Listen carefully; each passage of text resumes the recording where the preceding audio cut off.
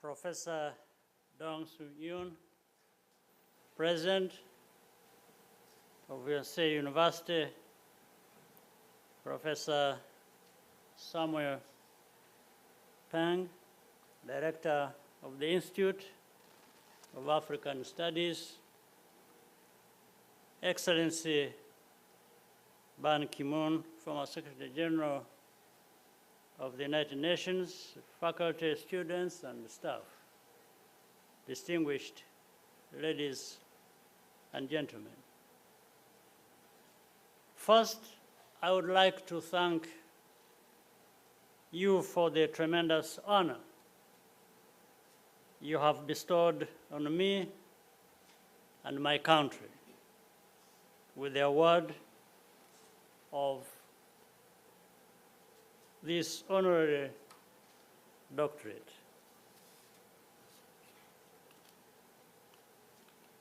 I'm also very happy to see my very good friend and colleague, whom I respect, Mr. Ban Ki-moon, who we in Rwanda hold in the highest esteem. This is my fourth visit to Korea, but my first to the Yonsei campus. I wish that our connection had started much earlier. Yonsei clearly ranks among the world's finest universities, and I'm very proud for Rwanda to be associated with your institution. I would like to focus my remarks on a simple question, and that is, what is the purpose of public policy?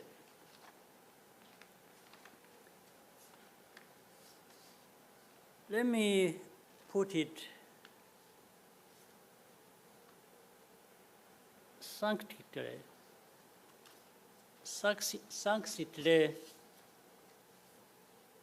in light of my country's experience.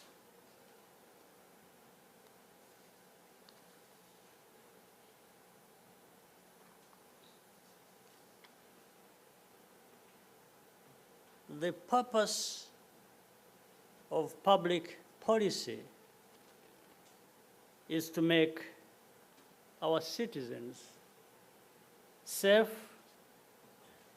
united, free, creative,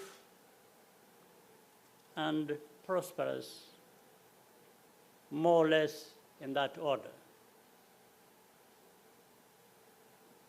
On this day, 30 years ago, Rwanda was still in the midst of a genocide that claimed more than 1 million lives. In order to keep power at all costs, the previous regime decided to eliminate one segment of the population known as Tutsi.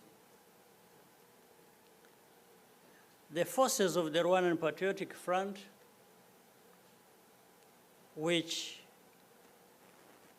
I led, put a stop to the genocide after 3 long months.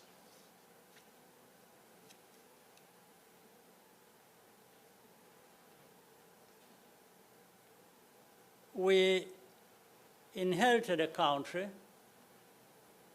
which was completely broken and devastated, physically, financially, and spiritually. Our people were displaced and divided. Establishing security was our first policy objective. Without it, nothing else is possible. But security alone is not enough. We quickly turned to diagnosing the root causes of the divisions that led to genocide. People in Rwanda have various differences, just as in any other country. Everyone is entitled to that. However, in the relationship between citizens and the state, we decided that all that matters is what unites us, being Rwandans. Ethnic categorization and categories were abolished on identity cards, along with quotas and discrimination of all kinds, including on the basis of religion. Safety and unity allowed us to expand our horizon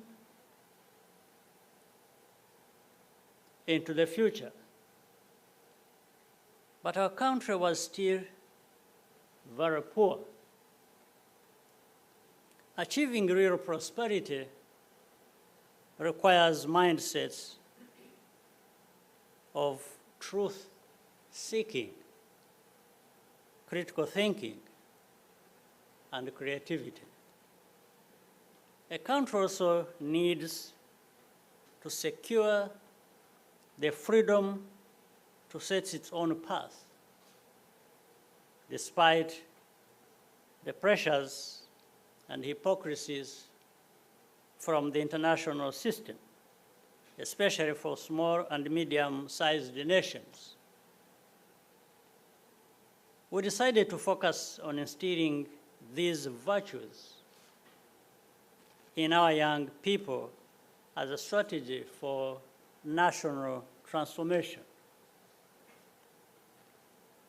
We needed to confront the truth of our history, above all, and ensure that the memory of our tragic past was not forgotten. For 10 years, all Rwandans participated in a national truth and justice process known as the Gacaca, which allowed communities to weigh guilt and impose penalties and provide closure to survivors. The files from these proceedings total more than 55 million handwritten pages and are now preserved in our national archives. To open the mind of our youth, we embarked in the late 1990s on the aggressive push to expand internet and technology access. Believe it or not, this was controversial at first. Some donors and philanthropists thought this was a waste of resources, which would be better spent on basic needs. We said we agree on ensuring the needs of our people. But eventually, Rwandans also want to be a people who can aspire to live beyond the basics. Today, Rwanda has the lowest mobile broadband costs in Africa. Our schools are wired, and most public services are transacted on a digital platform called Irembo, meaning really they get. Money is a commodity, but prosperity is a state of mind. A prosperous people will gain or regain wealth even after enormous setbacks. That's why we are putting increasing emphasis on educating Rwandans for professions that require a lot of creativity and innovation, particularly in high technology. Korea and Rwanda have mostly gone through history without reference to one another. Today, it is much easier to connect and collaborate, and it is increasingly obvious why we should do so. That was the main theme of the Korea-Africa Summit convened by President Yoon this week. Indeed, in many ways, our journeys, while very different, are parallel. This allows us to recognize each other and easily find a common purpose. Among the most important efforts we can undertake together is to contribute to a more harmonious and equitable international society through research, scientific discovery, and imparting knowledge and wisdom to young people. I fully expect the encounter between Rwanda and Yonsei University will flourish and bear fruit for decades to come. Every member of the Yonsei community is most welcome in our country.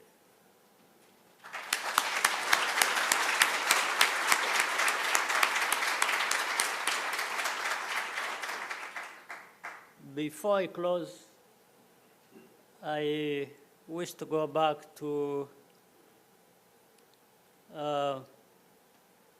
my old friend and colleague, Ban Ki-moon, because he told a story how we met at night.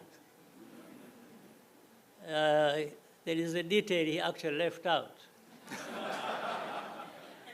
It was very late in the night.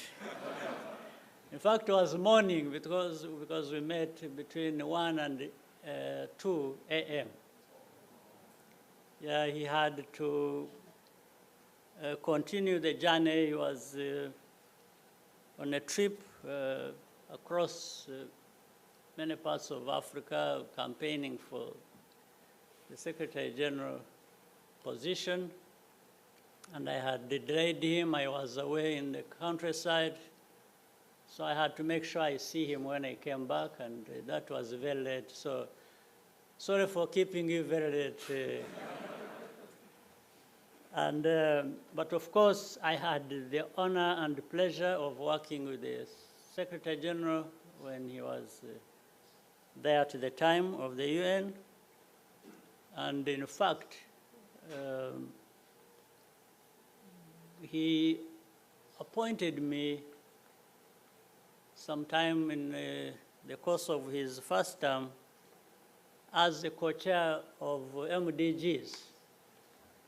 I'm sure my friend Ban Ki-moon remembers that very well. And I served on that commission for a long time. But it was because of the connection we had and the backgrounds we had in terms of the feeling for humanity and development thereof that we worked so well together. And so I thank you. I'm happy to have this moment to include it in my remarks. Once again, I thank you very much for the privilege of being with you today at this prestigious university, which also Yonsei University has bestowed upon me this great honor. I thank you.